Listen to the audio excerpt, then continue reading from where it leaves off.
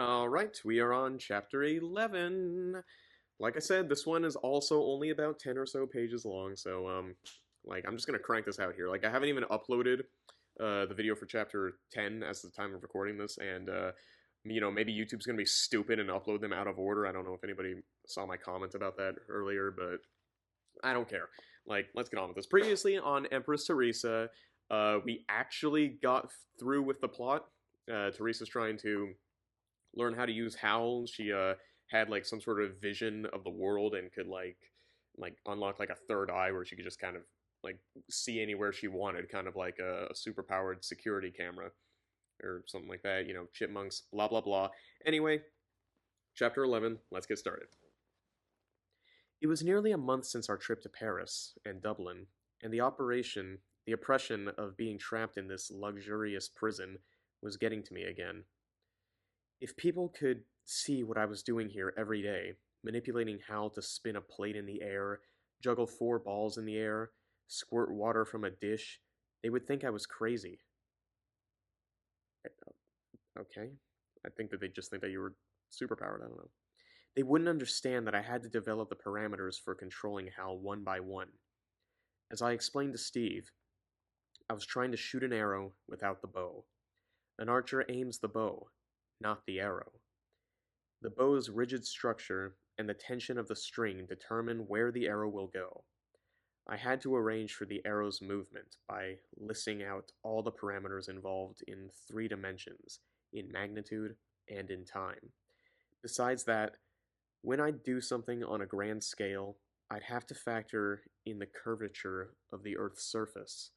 Besides that, I'd have to take into consideration the speed of the Earth's rotation at the place I was doing something, a speed that differed for each latitude, and all that with a thing that I couldn't count, and all that with a thing that couldn't count and couldn't read a clock. People had no idea of the complexity. I missed Framingham. I remembered walking around town and out to the countryside. Even a simple thing like seeing a chipmunk by the road was a treat when you were young and had no responsibilities or worries. Why did I have to grow up? I'd heard it said, life is what you think about all day. My life was getting pretty lousy. All I could think about was developing one more parameter for controlling Hal and the unthinkable consequences if I failed. Even worse, I was conscious of how Steve suffered too. He wanted so much to help me. There was nothing for him to do except leave me alone. Hal was coming between us. I began to cry. If I don't get out of here, I'll lose my mind. Now I was talking to myself. That was it. It was time to get out of the house before I went completely loony. That doesn't sound too bad. You're just, getting your mind off of things, just conversing things. That's kind of normal, if you ask me, but whatever. I walked down the grand staircase to the ground floor. Nobody was in sight. I went through the back door behind the staircase and headed straight for the rear forest. The soldiers hidden in the woods recognized me immediately and alerted Colonel James. Steve and I had visited the headquarters in the woods. There were 12 television screens, and the woods had hundreds of cameras covering every square inch. The headquarters people could switch the camera's view to watch somebody's movements through the woods. Colonel James said a squirrel couldn't move through tree branches without headquarters seeing it.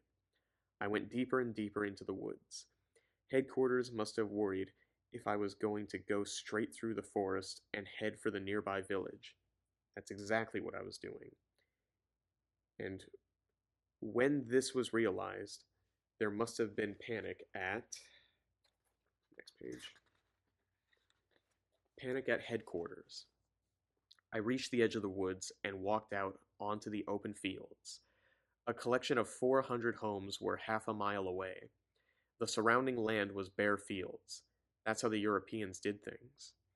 Houses were gathered close together, and large tracts of open land were a 2-minute walk away. I heard vehicles behind me.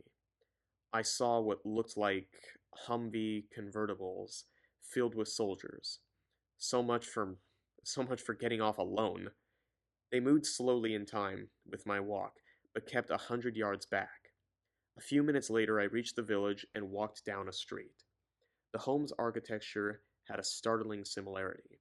Perhaps this was a development. The colors were muted, beige, earthly tones with red shingle roofs.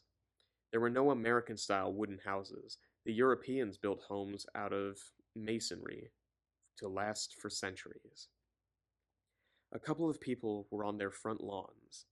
At first, they didn't recognize me, and I continued walking down the street.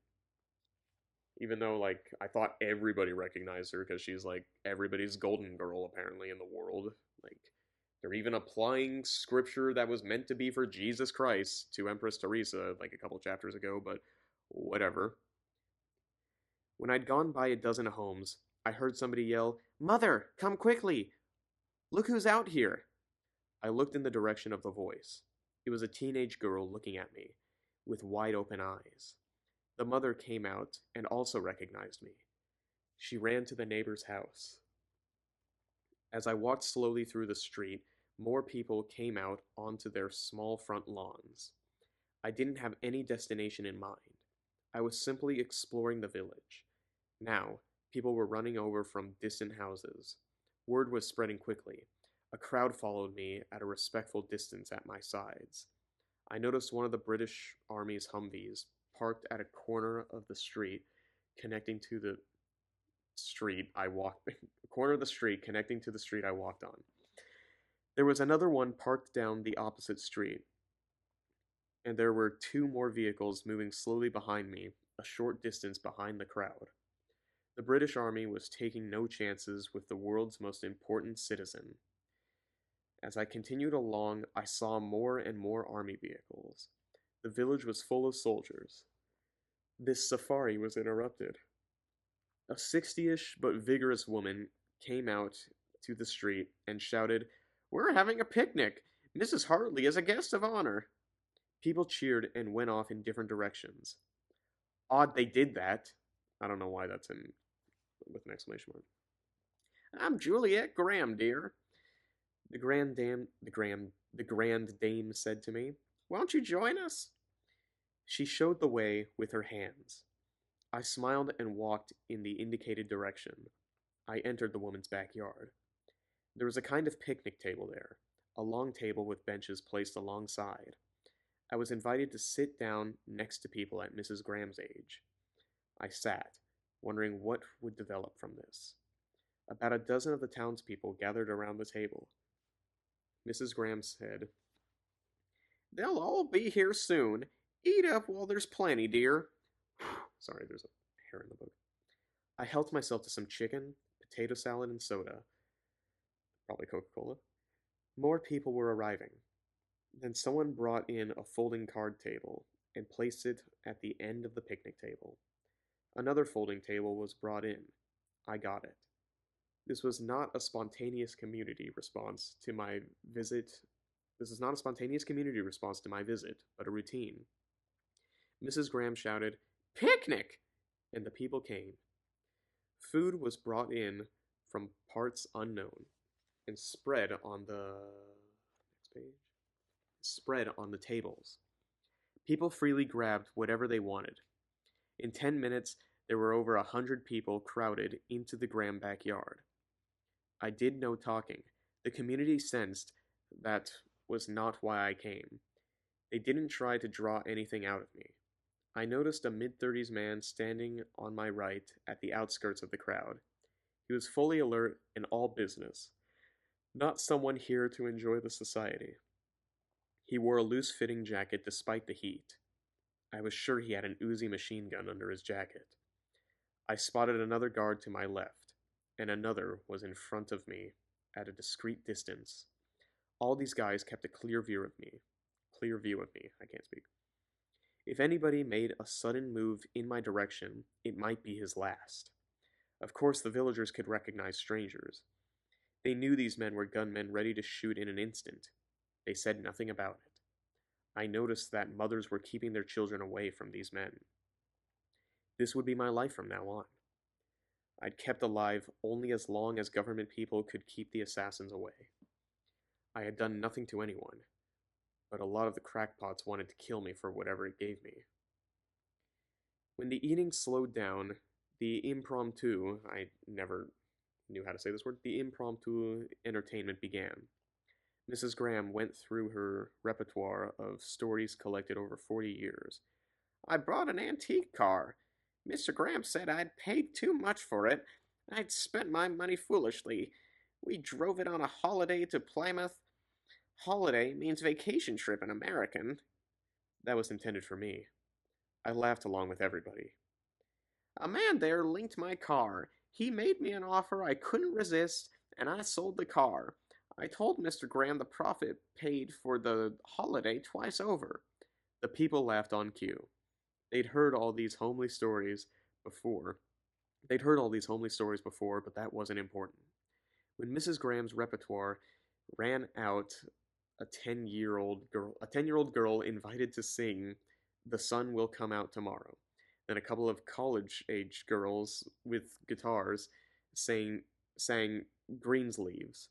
Six ladies in their 60s, yeah, six ladies in their 60s had their own little glee club of sorts and sang "Nearer My God to Thee" and other old-fashioned tunes.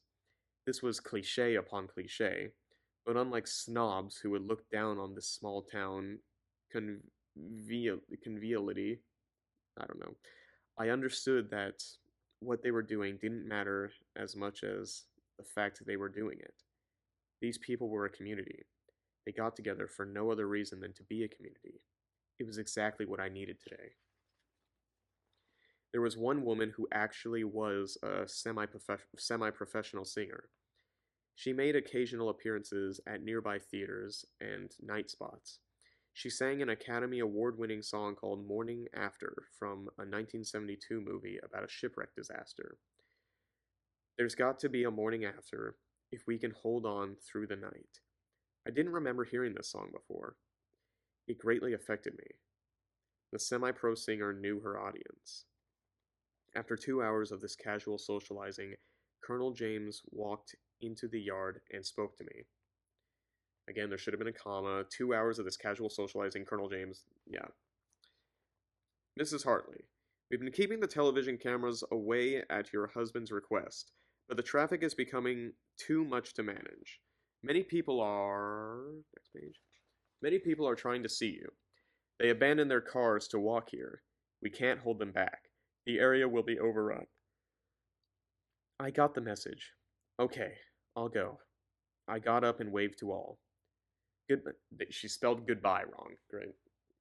Or he, the author. Goodbye, everybody. Thanks for a wonderful time. The work I do all day is inhuman. I was going nuts. You reminded me of what it's about. Yeah, goodbye. I've seen people spell it with a dash between the two words good and bye, but it should be one word, and not only was there a dash, you didn't even have there's not even an E at the end. It's I shouldn't be caught over stuff like this, but I need to add commentary somehow, don't I? Sorry. You reminded me of what it's about. I got into the colonel's vehicle and returned to the Parker house. Blech. Steve met me at the door. He smiled. My experience in the town had been reported back to the Parker house, and Steve was kept informed of the proceedings. I don't know who's reading. I don't know who's talking here. You know what you've done, don't you? I'm guessing Steve, yeah. You know what you've done, don't you? He said. You made that Mrs. Grams a national hero. You didn't want to come over? I guess that's not what you needed. That's why I love you. I guess that's not what you needed. That's why I love you. You didn't come when I didn't need you. Okay. I don't get that. Whatever. It was August 30th. Over 2 months since my televised talk with the Prime Minister. President Stinson called her cabinet together to assess the situation. Right after that, the Secretary of Agriculture announced that the year's crop was a 90% failure. Since most of the rest of the world had less irrigation technology than the United States, it had to be as bad for them too. Without adequate food stores, hundreds of millions of people would die before next year's harvest.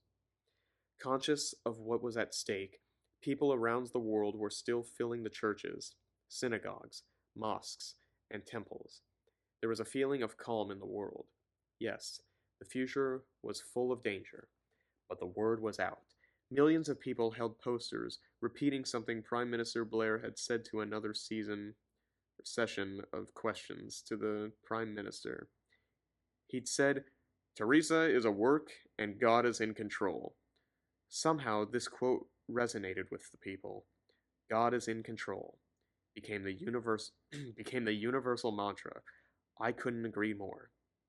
Maybe God answered the prayer I made after the Sunday night meeting, with Blair asking God to help me get through this. We'd soon learn how much He'd gave me. Of course, atheists said nobody was in charge. They were materialists. There was nothing supernatural. Yeah, well, if their thoughts were nothing more than the chance interactions of atoms going back to the Big Bang, then their own thoughts couldn't be trusted. They couldn't believe their own opinions. One of my BC teachers told me that. I was ready to attempt my first large manipulation of Hal. I set up all the parameters on a 4x4 foot piece of plywood. Hal could read symbols that had 3 dimensions. I twisted pieces of wire into the shapes of the Hal parameter codes I had devised. I was gradually replacing the little metal street numbers with wires which worked as well. The code was triplets, made of 3 characters, AB2, AB3, AB4, CAA, DBB, and so on. I only knew the code. It couldn't be broken by all the intelligence agencies in the world because they represented actions and locations, not words. Besides that, I threw in some useless dummy parameters to confuse anybody looking over my shoulder.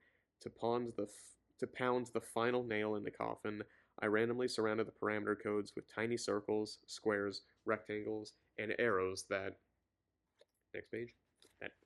meant nothing. There was no way the code could be broken because much of the stuff was junk, and position meant nothing, as it did in other code systems. Each triplet represented a single parameter. Each was placed on a square on the plywood. Some parameters could be qualified by rows of short pieces of wire placed near the parameter triplet. There was also a tag number made of the metal street numbers. This task was tagged 0000187. To Steve and Arthur, these instructions looked like gobbledygook. Steve watched me move my hands along the borders of the plywood, starting at the middle of the top and working my way down to the bottom. This was the signal to Hal to carry out the task described by the 255 parameter symbols on the board. 255? I don't know. He did so immediately. In my experimentation with Hal, I'd found out it was easier to get Hal to pull something than push it. It was analogous to pulling a string rather than pushing. I got the idea when Steve mentioned that gravity doesn't pull the thing down, rather, it pushed things down from above. If gravity pushed instead of pulled, then Hal could pull instead of push. With the task initiated, Hal moved his stuff, wherever that was, to a small 30 miles off Gloucester, Massachusetts, if I'm saying that right. The historic fishing city was on a peninsula jutting out from the northern part of Massachusetts.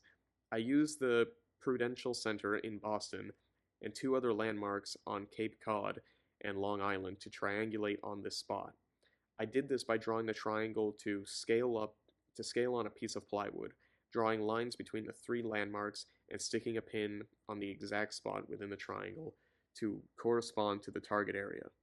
I had trained Hal to match this diagram on the actual full-size triangle on the Earth. Using the black and white view Hal provided, I confirmed Hal had zeroed in on the right area and assigned a tag number to it. Finally, I arranged the wire parameter symbols on a plywood board to have Hal zero in on the target, and initiated the action by tracing my fingers around the board's borders. My wrist is getting tired from holding this. Fishing boats off the Gloucester coast were startled to see a 10-foot wide column of water rising from the ocean. This water column was rising 200 miles an hour. Word spread quickly, and people on land with good eyesight could see the column rising from 30 miles away. When the column reached a height of 10 miles, it wouldn't go up further.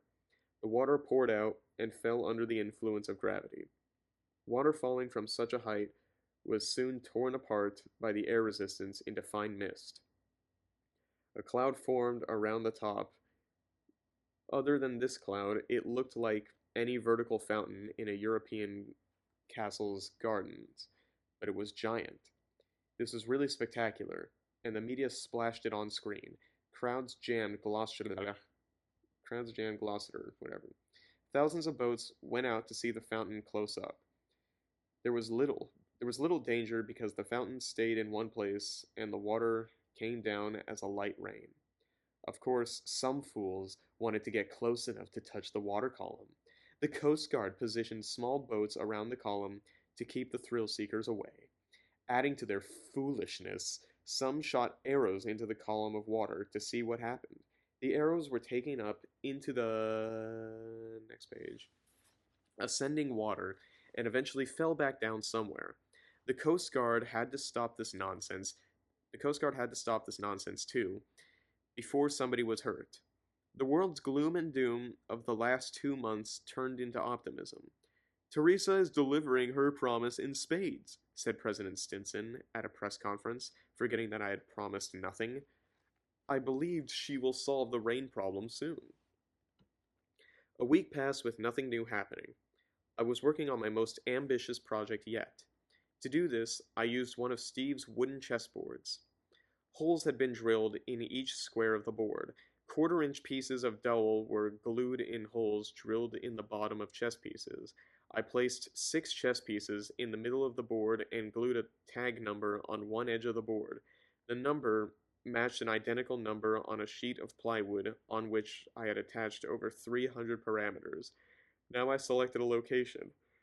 The Pacific equator directly south of Hawaii. I did the triangulation routine to fix the place to the tag number. I traced the plywood borders with my hands to start it off. Ugh. I'm sorry, my momentum's starting to die because of like 4 chapters of nothing now that we're actually on the plot. In the center of the Pacific, 6 water columns rose up. They were not 10 feet wide, but each 100 feet wide and located 100 yards apart. They rose at 200 miles an hour. These fountains were large enough to be seen 1,000 miles away by commercial jets. Pilots plotted courses to stay a safe distance and ratioed the news to airports. The U.S. Navy immediately launched a plane from Hawaii to investigate. Before long, a long-distance shot of these 6 water columns was on television. I couldn't be blamed for being proud enough of myself. I couldn't be blamed for being proud enough of myself to wear a big smile. Not bad, said Steve. The water columns climbed for 45 minutes to reach a height of 150 miles. At that point, the water fell off the columns and started a free fall. The water dropped rapidly through a near-perfect vacuum. A few minutes later, it hit the denser atmosphere at 38 miles. The impact instantly turns the water to steam, which spread out rapidly. The steam thinned out and disappeared from view some 8 miles from the columns. Immense quantities of water were being put into the atmosphere. The media brought in scientific consultants who said I was using more energy every few hours than the human race had used since Adam and Eve. Okay. So they do believe in Adam and Eve, and at the same time believe that the Earth existed like 100-something million years ago before, when she brought up like the meteorites and the dinosaurs and whatnot. I believe this is what we call a contradiction in terms of worldview, but I don't know. I kind of want to get into Norman Boutois' views on humanity a bit later. But anyway, a few hours than the human race had used since Adam and Eve. Look at what's happening, said a scientist. The weight of 5 million Boeing 747s moving straight up 200 miles an hour. The power requirement is almost beyond calculation. President Veronica Stinson was reported as saying, "My goodness," because I don't want to blessing. How do we deal with a person like that? The Secretary of State told her, "You don't say a word and hope she doesn't notice you. You don't say a word and hope she doesn't notice you." That's how you deal with it. Peter Blair was coming back from his weekly meeting with the King of Buckingham Palace when he heard of the Pacific fountains and what it took to make them work. He cheerfully told reporters, "We all work for Empress Theresa now. The new Jupiter throws thunderbolts." The reporter laughed. The reporters laughed. "Everybody works for her. Everybody bows to Empress Theresa. Blah, blah, blah, blah, blah." Not everybody was so easily amused. The talking heads warned about what would happen if all the water in the six Pacific columns was to suddenly fall, next page, back to Earth. A scientist said if these water columns collapsed, the crash would be tremendous. We'd see tsunamis rolling over the coastlines all around the Pacific. It would be far worse than anything we've ever seen with tsunamis caused by earthquakes. 100 million people could die. I raised my eyebrow, just a little concerning. They're not going to fall. Bunch of worrywarts. Bunch of worrywarts, said Steve. More negative reactions came from China. The Chinese president gave a speech condemning the water columns as too little too late. They were not introducing that much water into the atmosphere. Furthermore, China faced them coming winter with inadequate food stocks. He demanded to know my plans. He demanded that I go to the United Nations and give an official statement for the record. The Chinese president's demand was repeated throughout the media over the next 24 hours. Everybody was asking, what is Theresa planning? Maybe I should go to the United Nations and give them the program? Oh, okay, Steve talking. Maybe I should go to the United Nations and give them the program, Steve suggested to me. Might be a good idea, I agreed. Everything seems to be working. Steve got up and found Arthur. Arthur, I want to fly to New York tonight. I'm speaking at the UN. This might have been a little grandstanding on Steve's part, but that was forgivable. This could be his last chance to hold the spotlight. Alright, that's the end of chapter 11. Whew, okay. I probably should have been paying attention more, but I was kind of zoning out. She created water. I don't know if she's like creating resources apparently. If she said that she was spending more resources than the human race had ever done since the beginning of Earth's formation, then wouldn't like all the fossil fuels and everything just be like, just gone, dead? I don't know. And as far as the whole thing with gravity pushing stuff down rather than pulling, um, I'm not a scientist or like a physicist that really knows how that works. So if anybody can like give me an answer on the like if that's correct or if that's wrong, I'd appreciate it. I don't know. That's the end of this chapter. Yeah. Have a good one.